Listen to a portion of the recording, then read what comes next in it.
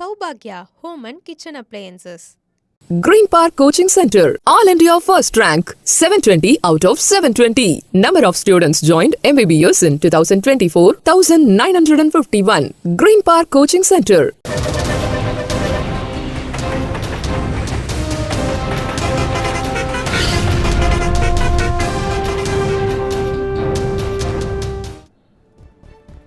அரியலூர் மாவட்டம் அருகே உள்ள சாமுண்டீஸ்வரி அம்மன் கோயில் திருவிழாவை முன்னிட்டு மிளகாய் சண்டி யாகம் நடைபெற்றது. பொய்யாதநல்லூர் கிராமத்தில் அமைந்துள்ள இந்த கோவிலில் வைகாசி மாத அமாவாசையை முன்னிட்டு மிளகாய் சண்டி யாகம் நடைபெறுவது வழக்கம். அதன்படி இந்த ஆண்டு பிரத்யங்கரா தேவிக்கு மா, பலா, வாழை என முக்கணிகளால் சண்டி யாகம் நடைபெற்றது. தொடர்ந்து மூட்டை மூட்டையாக கொண்டு வரப்பட்ட மிளகாயும் யாகத்தில் சேர்க்கப்பட்டது.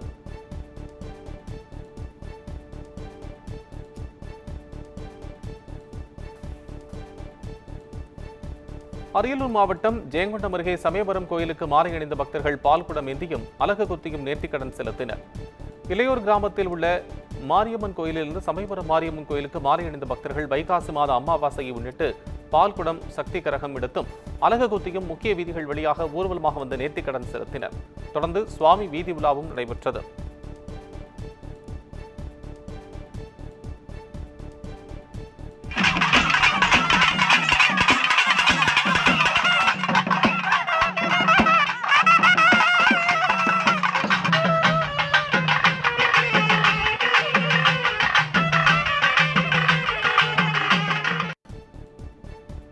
கோவை மாவட்டத்தில் பால் பாக்கெட்டுகளின் தரம் குறைந்து மற்றும் பால் பெட்டிகள் உடைப்பு காரணமாக பெரும் நஷ்டத்தை சந்தித்து வருவதாக ஆவின் முகவர்கள் வேதனை தெரிவித்துள்ளனர்.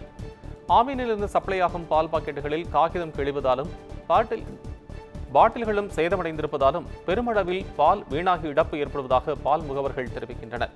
இது தொடர்பாக பலமுறை ஆவின் மேலாளரிடம் தெரிவித்தும் கடந்த வாரம் ஆவினில் ஆய்வு மேற்கொண்ட துறை அமைச்சர் மனோ தங்கராஜிடம் புகார் அளித்தும் எவ்வித பலனும் இல்லை என்றும் முகவர்கள் குற்றம் சாட்டியுள்ளனர். இதே நிலை நீடித்தால் பால் விநியோகத்தில் பெரும் பாதிப்பு ஏற்படும் என்றும் பொதுமக்கள் தரமான பால் பெறுவதில் சிரமப்படுவார்கள் என்றும் சமூக ஆர்வலர்கள் சுட்டிக்காட்டியுள்ளனர்.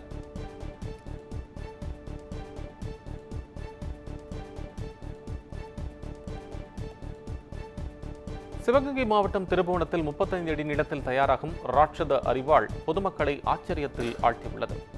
சிங்கப்பூரில் வசிக்கும் பட்டுக்கோட்டையைச் சேர்ந்த பக்தர் ஒருவர் தனது குலதெய்வ கோயிலுக்கு வழங்குவதற்காக ஆர்டர் செய்துள்ள இந்த அரிவாளை சந்திரசேகர் என்பவர் தலைமையில் 10க்கும் மேற்பட்ட தொழிலாளர்கள் வடிவமைக்கும் பணியில் ஈடுபட்டுள்ளனர். மதுரையிலிருந்து பழைய கனரக வாகனங்களின் இரும்பு பட்டைகளை கொண்டு வந்து நெருப்பிலிட்டு தட்டி வடிவமைக்கப்படும் இந்த அரிவாளின் கைப்பிடியின் நீளம் மட்டும் 10 அடி ஆகும். இதன் அகலம் 1.25 அடியில் தொடங்கி 6 அடி அகலத்தில் உள்ளது. கீழ்ப்புறம் மற்றும் மேல்புறத்தில் சிமெண்ட் தூண்களை நிலைநிறுத்த வசதியாக துடைகள் இடப்பட்டு உட்புறம் மணிகள் கட்டப்பட்டுள்ளன. இந்த ராட்சத அரிவாளை பகுதியில் செல்பவர்கள் ஆச்சரியமாக பார்வையிட்டு செல்கின்றனர்.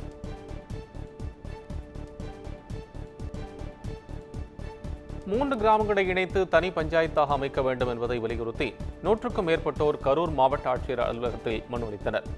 நெரூர் வடபாகம் ஊராட்சியில் உள்ள சேனப்பாடி, முனியப்பனூர் மற்றும் மல்லபாளையம் ஆகிய 3 கிராமங்களில் சுமார் 500க்கும் மேற்பட்ட குடும்பங்கள் வசித்து வருகின்றனர். இங்கு அடிப்படை வசதிகள் ஏதும் செய்து தரப்படவில்லை என அக்கிராம மக்கள் குற்றம் சாட்டுகின்றனர். எனவே 3 கிராமங்களையும் இணைத்து தனி பஞ்சாயத்தாக அமைக்க வேண்டும் என்று வலியுறுத்தி ஆட்சியர் அலுவலகத்தில் போராட்டத்தில் ஈடுபட்டனர்.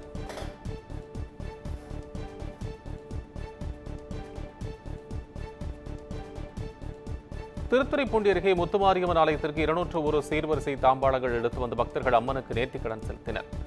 குன்னூர் கிராமத்தில் உள்ள மாரியம்மன் கோயில் வைகாசி பெருந்திருவிழா கடந்த வாரம் காப்பு கிட்டத்துடன் தொடங்கியது. ஒரு வாரம் பக்தர்கள் விரதமிருந்து இந்த முக்கிய திருவிழா நடைபெற்றது. அக்கிராம மக்கள் 201 சீர்வரிசை தாம்பாளங்கள் எடுத்து வந்து அம்மனுக்கு காணிக்கை செலுத்தினர். மதுரை மாநகராட்சி சுந்தரம் பூங்கா அருகே அமைக்கப்பட்டு வரும் மிதக்கும் பாலம் எவ்வித பாதுகாப்பும் இல்லாத நிலையில் பொதுமக்கள் சுற்றுலா செல்வது அச்சத்தை ஏற்படுத்தியுள்ளது. 40 கோடி ரூபாய் அளவில் சுந்தரம் பூங்காவை சுற்றுலா தலமாக்கும் பணிகள் கடந்த 2 ஆண்டுகளாக நடைபெற்று வரும் நிலையில் அரசு சார்பில் முழுமையாக சுற்றுலா தலமாக அறிவிக்கப்படாத இடத்தை யூடியூபர்ஸ் சிலர் தங்களது சுயலாபத்திற்காக மிதக்கும் பாலம் உள்ளிட்டவை குறித்து வீடியோ பதிவு செய்துள்ளனர். இதனால் எவ்வித பாதுகாப்பும் இல்லாமல் ஆகாய தாமரை செடிகள் நிறைந்த தண்ணீரில் மிதக்கும் பாலத்தில் ஆபத்தை உணராமல் கூட்டம் கூட்டமாக குழந்தைகளுடன் பொதுமக்கள் குவிந்து வருகின்றனர். இதனை தடை செய்யவும் உரிய பாதுகாப்பு நடவடிக்கைகள் மேற்கொள்ளவும் அத்துமீறிய யூடியூபர்ஸ் மீது நடவடிக்கை எடுக்கவும் சமூக ஆர்வலர்கள் கேட்டுக் கொண்டுள்ளனர்.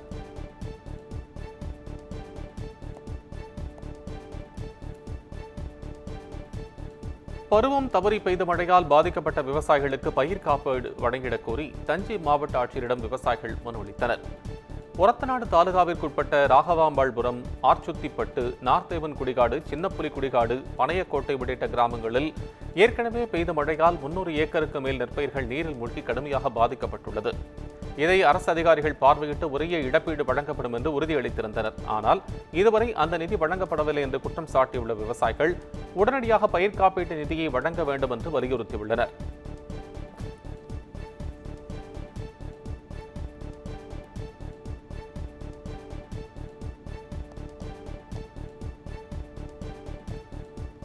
திருவண்ணாமலை அண்ணாமலையார் திருக்கோவிலில் வைகாசி அமாவாசையை முன்னிட்டு அண்ணாமலையார் மற்றும் உண்ணாமலை அம்மனுக்கு மகா அபிஷேகம் நடைபெற்றது.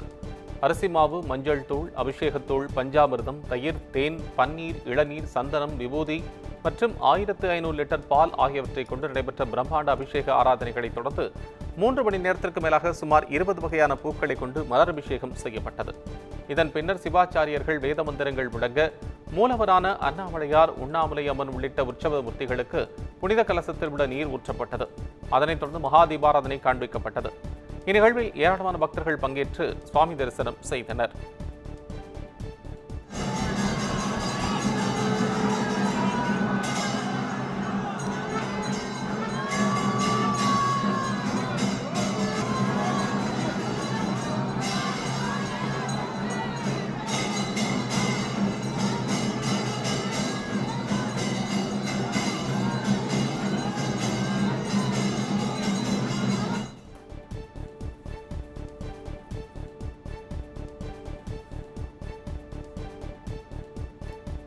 தென்காசி மாவட்டம் கடையத்தில் மகாத்மா காந்தி தேசிய ஊரக வேலை உறுதி திட்டத்தின் கீழ் நடைபெற்ற பணிகளுக்கான தொகையை வழங்கிடக் கோரி ஒப்பந்ததாரர்கள் ஆர்ப்பாட்டத்தில் ஈடுபட்டனர்.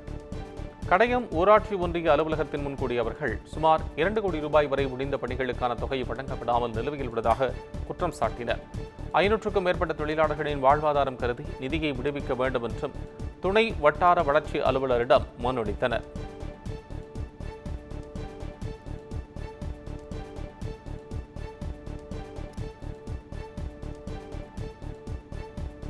மதுரை திருப்பரங்குன்றத்தில் மதுப்பிரியர் ஒருவர் போதையில் சாலையில் அட்ராசிட்டியில் ஈடுபட்ட காட்சிகள் வைரலாகி வருகிறது.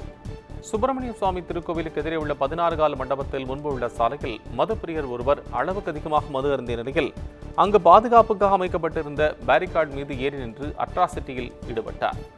அவர் சாலை தடுப்பில் நின்றபடி ஸ்டைலாக மது அருந்தி அலப்பறை காட்டிய வீடியோ சமூக வலைதளத்தில் வேகமாக பரவி வருகிறது.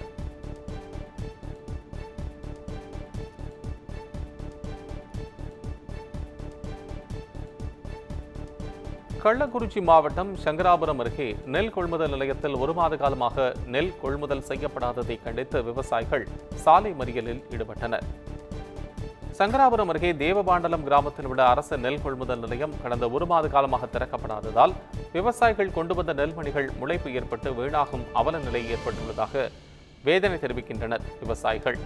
இந்நிலையில் நெல் கொள்முதல் நிலையத்தில் வைக்கப்பட்டுள்ள நெல் மூட்டைகள் திருடு போவதாகவும் கூறி கள்ளக்குறிச்சி திருவண்ணாமலை நெடுஞ்சாலையில் சாலை மறியலில் ஈடுபட்டனர்.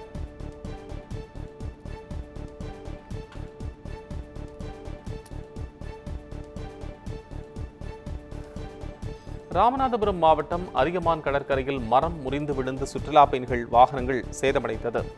ராமநாதபுரம் மாவட்டத்தில் கடந்த 2 நாட்களாக காற்றின் வேகம் அதிகரித்துள்ளது. குறிப்பாக கடலோர பகுதிகளில் காற்றின் வேகம் அதிகரித்து வருவதால் ராமேஸ்வரம், மண்டபம், தங்கச்சிமடம், அதியமான் உள்ளிட்ட பகுதிகளில் சாலைகளில் தரைக்காற்று வீசி வருகிறது. இந்நிலையில் சூறைக்காற்றின் காரணமாக அதியமான் கடற்கரையில் மரம் முறிந்து விழுந்ததில் சுற்றுலா பயணிகள் வந்த ஆட்டோ மற்றும் கார் ஆகியவை சேதமடைந்தது. நல்வாய்ப்பாக வாகனத்தில் யாரும் இல்லாததால் உயிர் சேதம் தவிர்க்கப்பட்டது.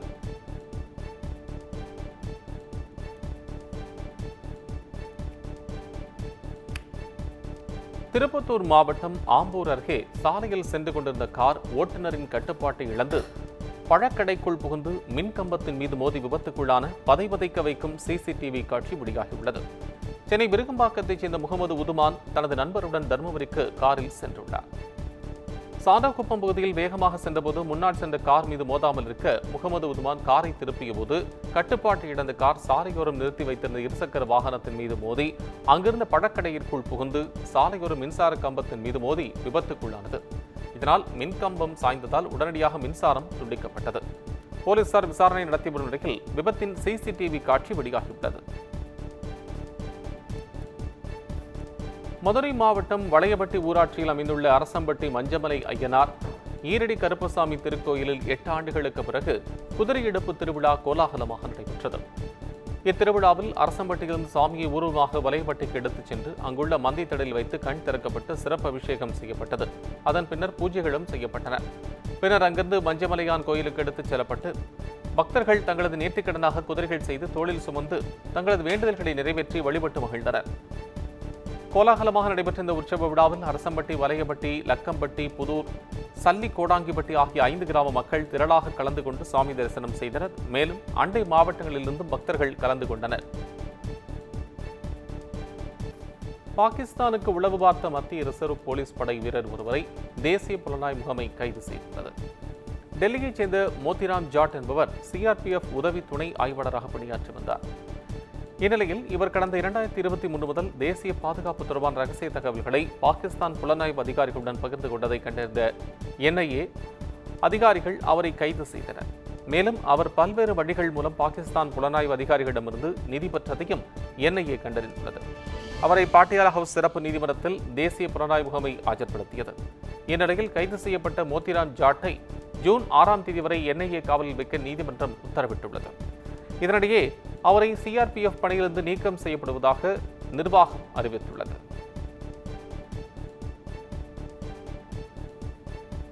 நாட்டில் கொரோனா பாதிப்பு எண்ணிக்கை 1000 கடந்துள்ளதாக மத்திய சுகாதார அமைச்சகம் தகவல் தெரிவித்துள்ளது. தெற்காசியாவில் மீண்டும் கொரோனா தொற்று பரவி வரும் நிலையில் இந்தியாவின் பல்வேறு மாநிலங்களிலும் கொரோனா பாதிப்பு அதிகரித்து வருகிறது. குறிப்பாக கேரளா, மகாராஷ்டிரா, டெல்லி ஆகிய மாநிலங்களில் பாதிப்பு அதிகமாக காணப்படுகிறது. இந்நிலையில் நாட்டில் தற்போது 1009 பேருக்கு கொரோனா தொற்று உறுதி செய்யப்பட்டுள்ளதாக மத்திய சுகாதாரத்துறை தெரிவித்துள்ளது. இது தொடர்பாக வெளியிடப்பட்டுள்ள செய்திக்குறிப்பில் அதிகபட்சமாக கேரளாவில் 430 பேருக்கும், மகாராஷ்டிராவில் 209 பேருக்கும், டெல்லியில் 104, குஜராத்தில் 83, தமிழ்நாட்டில் 69 உட்பட பல்வேறு மாநிலங்களில் மொத்தம் 1009 பேர் கொரோனாவால் பாதிக்கப்பட்டு சிகிச்சை பெற்று வருகின்றனர். அதேபோல் கேரளாவில் 2 பேர், மகாராஷ்டிராவில் 4 பேர், கர்நாடகாவில் 1 என கொரோனா பாதிப்பால் உயிரிழந்ததாகவும் தகவல் வெளியாகியுள்ளது.